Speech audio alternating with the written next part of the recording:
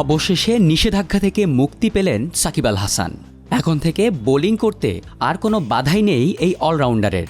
একবার নয়, দুইবার নয়, 3 বার নিজের বোলিং অ্যাকশনের পরীক্ষা দিয়ে অবশেষে পাশ করলেন তিনি। তবে জাতীয় দলে সাকিবের ফেরাটাও কি এখন সময়ের ব্যাপার?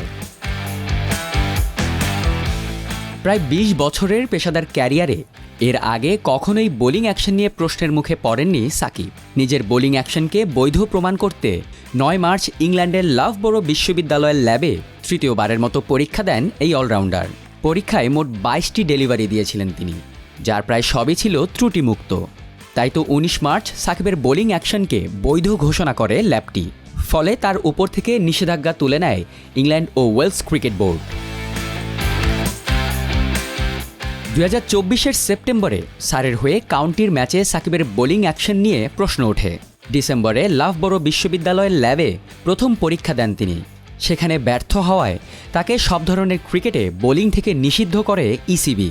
অবৈধ বোলিং অ্যাকশনের জন্য আইসিসির নিয়মের 11.3 ধারা অনুযায়ী কোনো জাতীয় ক্রিকেট বোর্ড কাউকে বোলিংয়ের নিষেধাজ্ঞা দিলে আন্তর্জাতিক ক্রিকেট সহ বাকি সব জাতীয় বোর্ডের অধীনস্থ ঘরোয়া লিগেও সেই নিষেধাজ্ঞা বহাল রাখেন আইসিসি।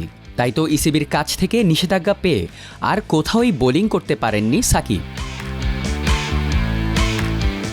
চলতি বছরের জানুয়ারিতে ভারতের চেন্নাইয়ে দ্বিতীয়বার বোলিং অ্যাকশনের পরীক্ষা দেন সাকিব, কিন্তু সেখানেও ব্যর্থ হওয়ায় চ্যাম্পিয়ন্স ট্রফির জন্য বাংলাদেশ দলে জায়গা হারান তিনি। অথচ এটি হওয়ার কথা ছিল সাকিবের শেষ আন্তর্জাতিক টুর্নামেন্ট। জাতীয় দৈনিক প্রথম আলোর সূত্র মতে এই পরীক্ষার জন্য 27 ফেব্রুয়ারি যুক্তরাজ্যে পা রাখেন সাকিব। সেখানে কাউন্টি দল সারের সঙ্গে অনুশীলনও করেন তিনি। প্র্যাকটিস উইকেট থেকে শুরু করে বিশেষজ্ঞ কোচ, জিমনেশিয়াম সব লজিস্টিক সুবিধাই ক্লাবটি দিয়েছে সাকিবকে।